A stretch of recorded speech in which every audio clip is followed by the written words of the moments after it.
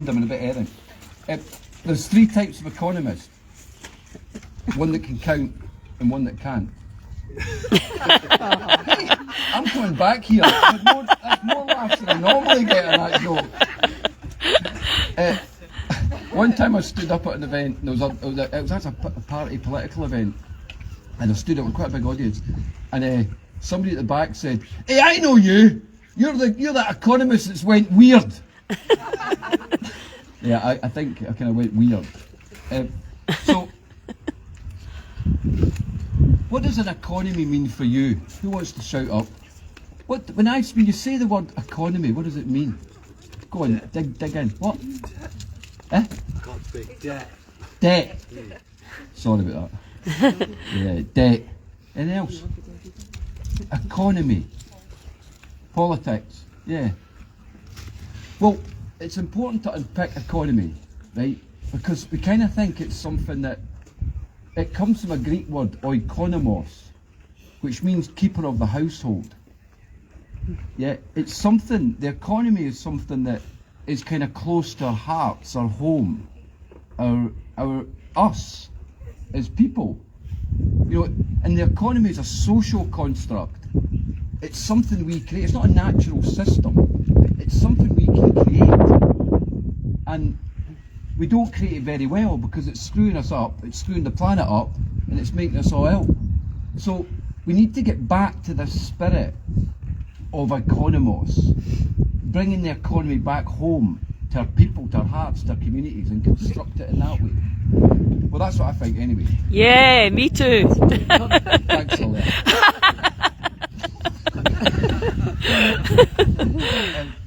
Now, in thinking through this, how you get an economy back home, I was intrigued many years ago, by like, why is it some economies and places, people are like happier, and they're like kind of, and while, even when a factory closes, people rally round and it kind of bounces back.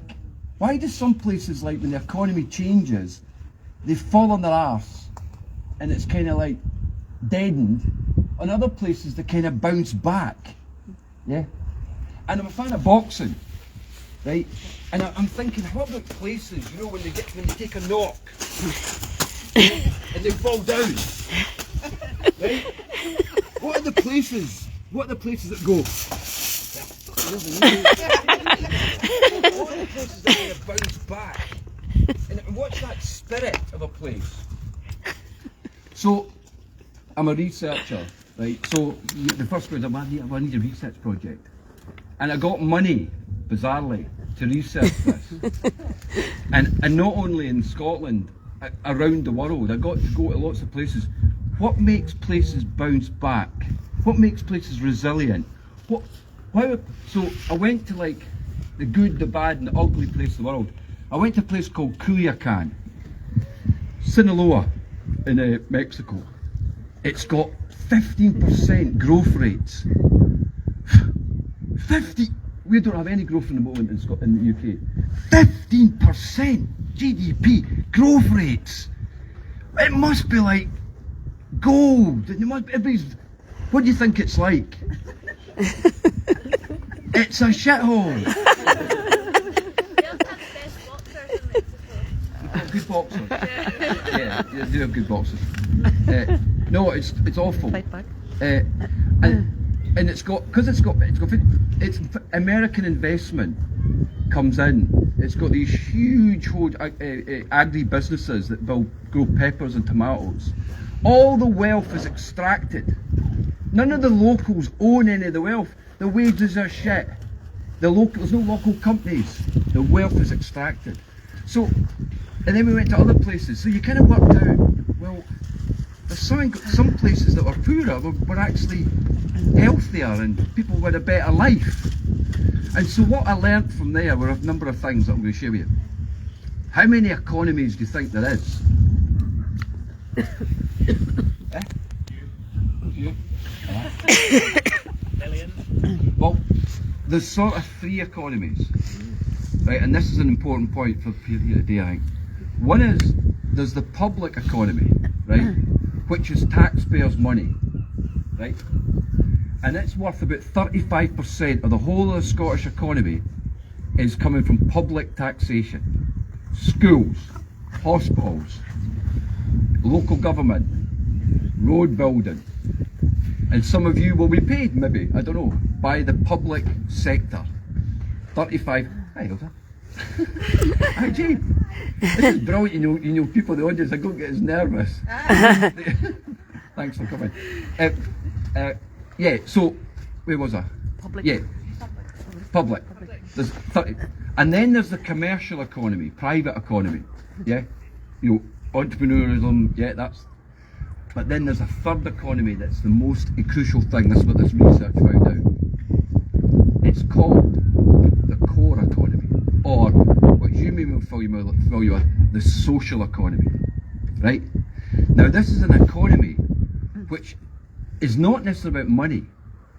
It's an economy of transactions between people. It's the family. It's the neighbourhood. It's the community.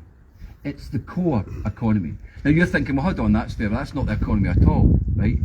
Imagine if the public sector did not have the core economy alongside it. Imagine if nobody looked after a child, nobody looked after an elderly relative, nobody picked up a piece of litter. What would be the demand on public services then? It's been worked out that looking after young children or adults is worth £100 billion to the UK economy, if you were to put it into money. So it's the core economy, because if you don't get that right, the economy is knackered. So it's fundamental that we look after this core economy. Now, there's a guy called Edgar Cant, he invented time bags. And Edgar says, he used a metaphor to explain this. He says, hold on. He says, imagine the operating system in your computer, Vista, Windows 10, what is it now? Is it Windows 10? Anyway, Vista, the operating system, yeah. And schools, hospitals, businesses are the programs. They're your Excel, PowerPoint. If you don't have the operating system right, yeah, the other bits will be knackered. And that is the core economy. The core economy is the operating system. And you think, well, hold on, how does that work to the commercial sector? Well, we know through many, many studies, if you are unhealthy, you're not a productive worker. If you live in a poor part of the city, yeah, where you're worried about your kids going to school, you're worried what's happening by your house, you're not a good worker, because you're always going, oh. So, to create that core economy right is the platform to create a vibrant economy. So, I think and that you can see how that relates to core understanding of what economy is. Right, that was that bit. That's brilliant. Let us change tack. This is a Paul Poon. Let's think. Really well caught, by the way. Let us take. It's not too difficult to do to imagine today. Let's take us to Vanuatu. Have you heard of it? Yeah, it's in the Pacific, 2,000 kilometres east of Australia. I've actually got an Australian colleague with me to do, Amanda, and she's going to wave. Hey! She's from Queensland. Yeah, so 2,000 east of Australia, Vanuatu, right? Now, Vanuatu is what, I'm probably bastardising that name, isn't it? Vanuatu! Vanuatu! It's a pretty poor place, but it's ranked one of the 4 happiest nations in the world. But it's poor. So why would that be? Core economy. Depends what you class as poor though, really, isn't it? Yeah, everybody's got the same amount, there's less, yeah. We're all kind of together. Jock Thompson's Bairns, we're all in it, yeah. Anything else? To just explore their own Yeah, resources. yeah, freedom, yeah, these are all good. Anything else? The core economy. Core economy, yeah, it's family, neighbourhood, yeah. Anything else? There's no McDonald's. There's no, why would McDonald's make you unhappy? Well, Make me unhappy. the shit that's in it. Why? The shit that's in the food. Yeah. Well, there's a little anecdote, I won't bore you with it, but like, if Walmart, which is the American name for Asda, Walmart moves to town, people vote less. Because it's like, yeah, anyway, digressing. Right, so in Vanuatu, all the land, the very nature of an economy, belongs to the native Vanuatu population and cannot be sold to foreign people. No, that's why you don't. Look around us. Who owns that hill over there? That's out. Well, I don't. No. Sorry, Do the locals that own it? neighbour. No. Broadly speaking, land and that sense of permanency, that sense of rootedness, that sense of core. That's important in terms of making you feel good. When we stride about our fine nation, it's great to think this is ours, yeah, collectively. Also, they've got goods such as pigs, yams, and the South Pacific crop kava, a pepper plant sometimes used to relieve stress and anxiety. They're easily accessible and exchanged in Vanuatu without money. There's an exchange that relates to the land and what you produce on that land. Barter. Also, cultural heritage. Vanuatu means our land forever. 139 indigenous languages spoken, making it one of the most linguistically dense nations in the world. The languages spoken, and they all have the culture means they all have a strong and moderate understanding of traditional planting cycles, family history, the importance of local flora and fauna passed down through these indigenous languages. So, what this is telling us in economic terms, it's a relational place. It's a place that relates to the land, the culture, the people, and the economy. And it actually forges from that. It's not imposed. It comes from us. And I think that's what we need to get to in this world of a polycrisis, climate crisis. We need to get to this sense of how an economy truly works for us. Okay, two economists at a nudist colony. One said, have you read Marx? The other one said, I think it's these wicker chairs.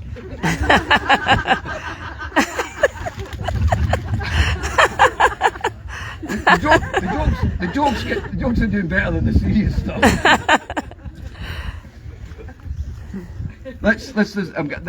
How long have I got? I'm enjoying myself actually.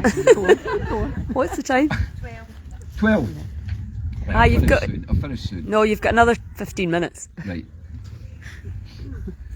Let's talk about wealth. Right, wealth is the defining feature of all economies.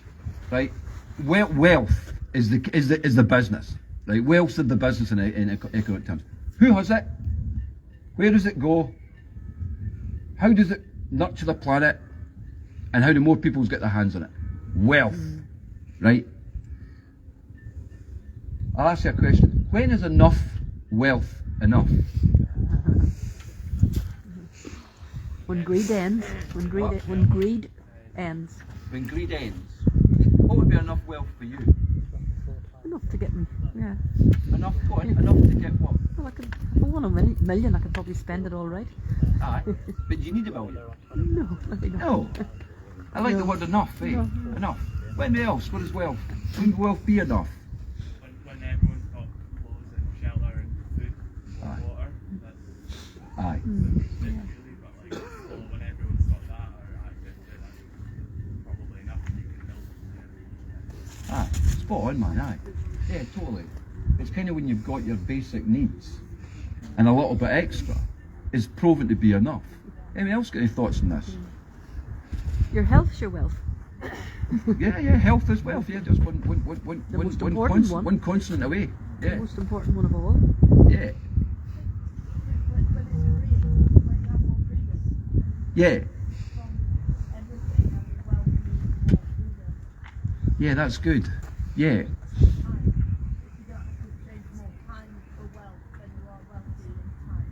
Yeah, that's good. That I like that. Yeah, wealth does buy you time, and it's like to your point about getting the basic needs, and then you've got time to do stuff.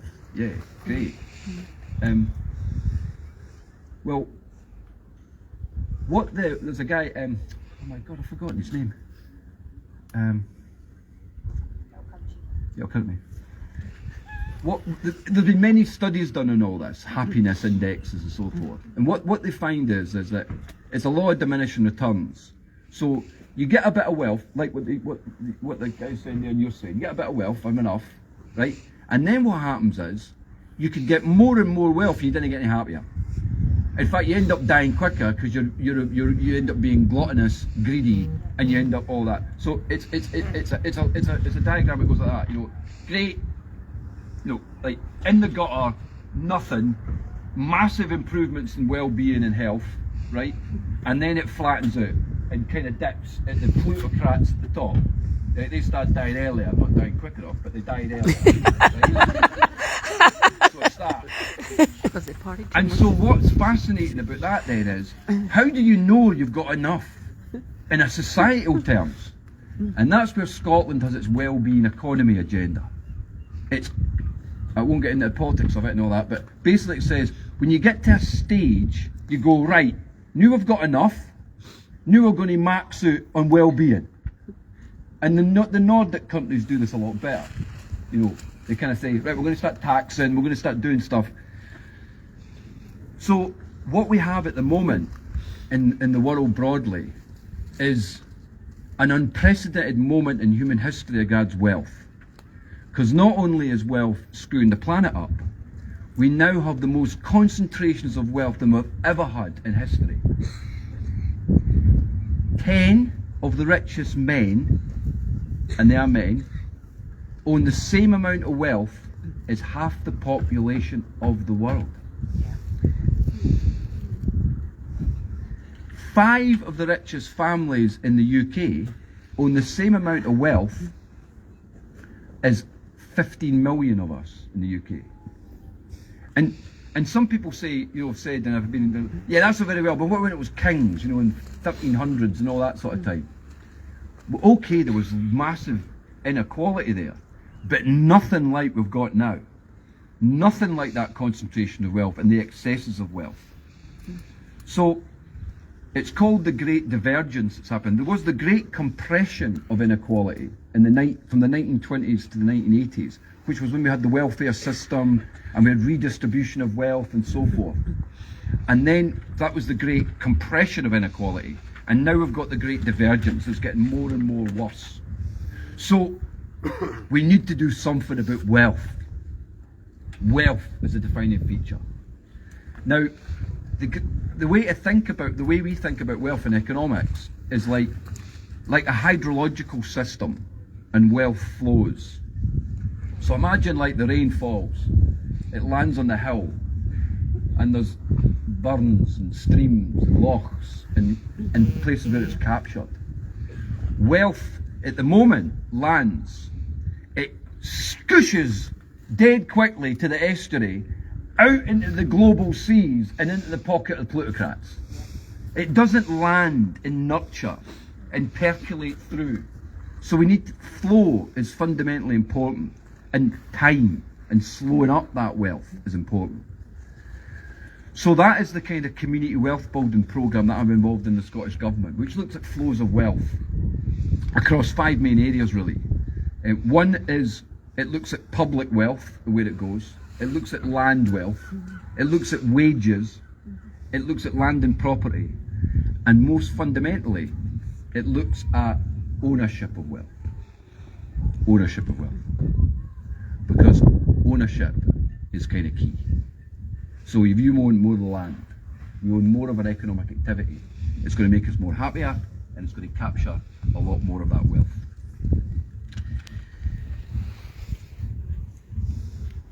Right, I think that's probably enough for me.